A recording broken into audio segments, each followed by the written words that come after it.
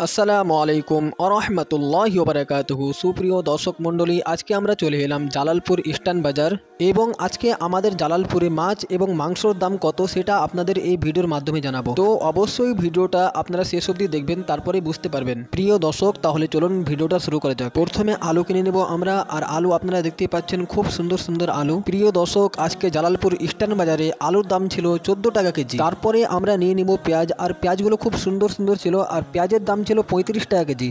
তো প্রিয় দর্শক, আমাদের আলু এবং পেঁয়াজ নেওয়া হয়ে গেছে এবং আমরা চলে যাচ্ছি মাছের বাজারের দিকে। আপনাদের আজকে দেখাবো আমাদের জালালপুর ইস্টার্ন বাজারে মাছের দাম কত। তো প্রিয় দর্শক, ফাইনালি আমরা চলে এলাম জালালপুর ইস্টার্ন মাছের বাজার।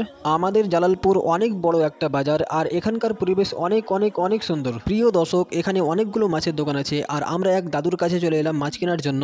আর আপনারা দেখতেই পাচ্ছেন এখানে অনেক সুন্দর সুন্দর মাছ এবং বড় বড় মাছ দাদু বিক্রি করছে। এই মাছের নাম কি আপনারা অবশ্যই কমেন্ট করে জানাবেন। মাছটা অনেক সুন্দর করে কেটে পিস করে আমাদের দিয়ে দিল, আর মাছের দাম ছিল 200 টাকা কেজি। প্রিয় দর্শক, এরপরে আমরা চলে যাব মুরগির মাংসের দোকান, আর আমরা জিজ্ঞেস করব জালালপুর স্ট্যান্ডে মুরগির মাংসের দাম কত। প্রিয় দর্শক, তারপরে আমরা চলে এলাম মুরগির মাংসের দোকান, আর মুরগির মাংসের দাম জিজ্ঞেস করলাম। মুরগির মাংসের দাম ছিল 200 টাকা কেজি। প্রিয় দর্শক, ভিডিওটি ভালো লাগলে অবশ্যই লাইক এবং সাবস্ক্রাইব করে দেবেন এবং শেয়ার করে অন্যকে দেখার সুযোগ করে দেবেন, আর যারা ফেসবুক থেকে দেখছেন অবশ্যই ফলো করে দেবেন। আসসালামু আলাইকুম ওয়া রাহমাতুল্লাহি ওয়া বারাকাতুহু।